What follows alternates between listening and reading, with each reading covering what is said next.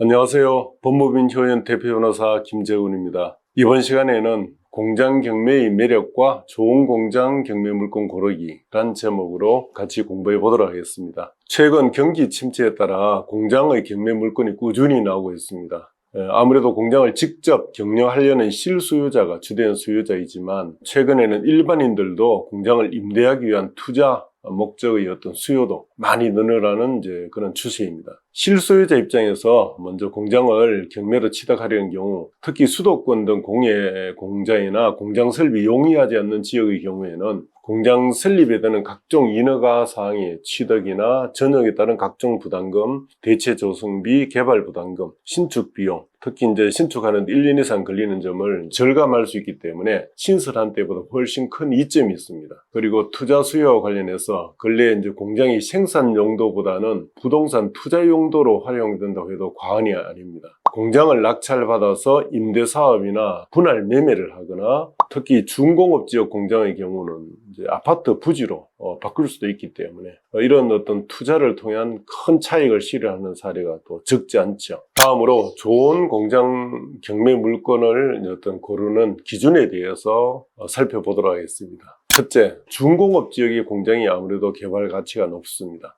공업 용도로만 사용이 가능한 전용 공업지역, 일반 공업지역보다도 주거나 상업기능으로 더 전환이 가능한 중공업 지역의 공장이 아무래도 개발 가치가 높습니다.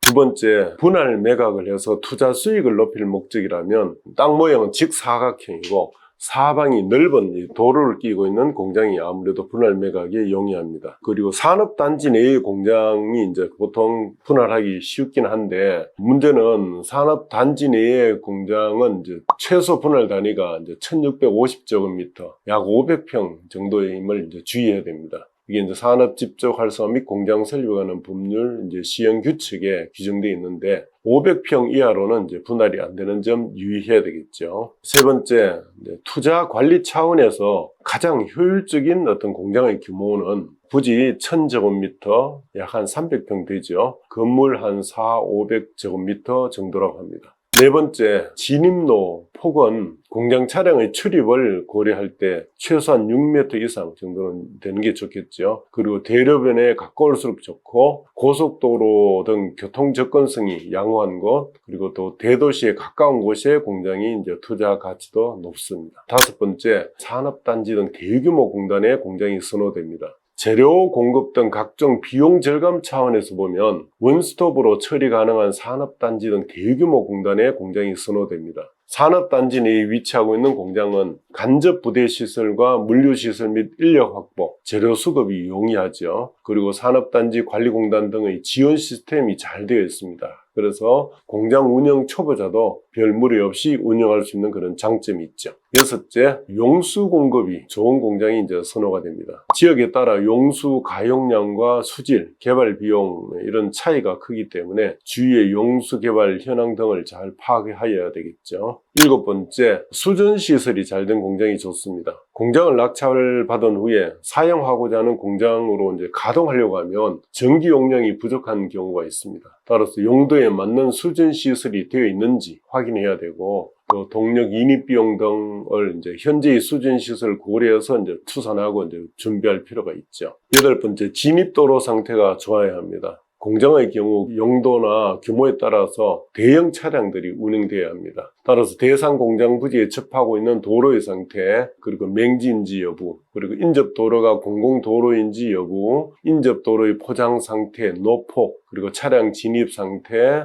그리고 도로 확장 및 사도 개설이 필요한 경우에 도로 확장이나 사도 개설이 가능한지, 비용이 얼마나 드는지 이런 걸 미리 파악해야 되겠죠. 아홉 번째, 인접지와의 분쟁이 없는 곳이 선호됩니다. 임접지 토지 소유자와의 경계와 관련된 분쟁이 있거나 향후 또 인접지로 어떤 확장을 해야 될 때 추가 매입이 가능할지, 그리고 맹지라면 도로 사용 승낙을 받을 수 있는지, 또 인접 도로 부지를 매입할 수 있는지 이런 거에 대해서 미리 확인해 두어야 합니다. 자, 열 번째, 배수로 상태가 또 좋아야 합니다. 배수로 현황과 공장 설치할 때 기존 배수로와 연결 가능성, 농업용수 및 농업용 저수지와의 관계 등을 또 예측을 해야 되고, 특히 폐수 또는 이와 유사한 수질 오염 업종인 경우이거나 또 다량의 용수를 사용해야 되는 경우에는 배수로 설치에 특히 유의해야 합니다. 11번째, 민원이 없는 곳이 아무래도 선호됩니다. 이런 민원이 있으면 공장 설립 자체가 원천적으로 불가능한 경우도 있습니다.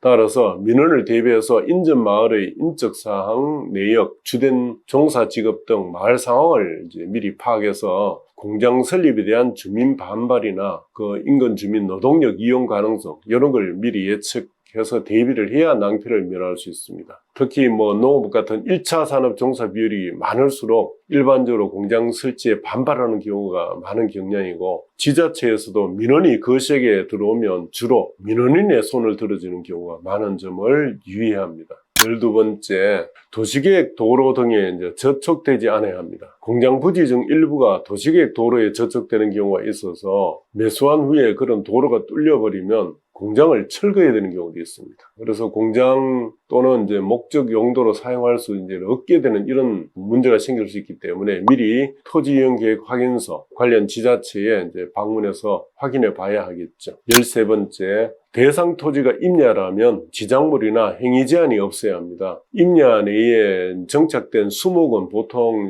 토지의 구성 부분이 되지만 임목 등기법에 등기된 임목이 있거나 명인 방법으로 갖춘 그런 수목이 있으면 토지와 별개의 부동산으로 인정되는 경우가 있고, 그 수목이 또 제3자 소유라면 처리해야 될 문제가 있습니다.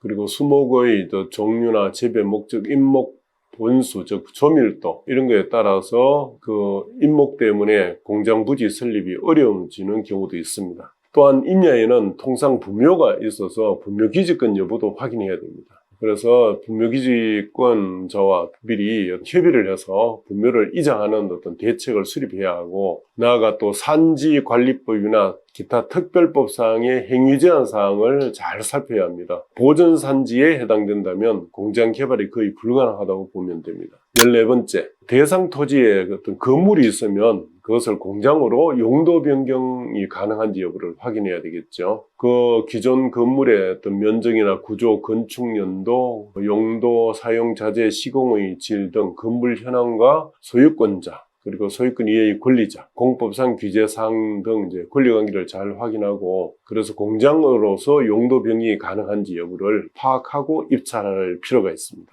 자, 이상 공장 경매의 장점과 좋은 공장 경매 물건 고르기라는 제목으로 공부해 봤습니다. 감사합니다.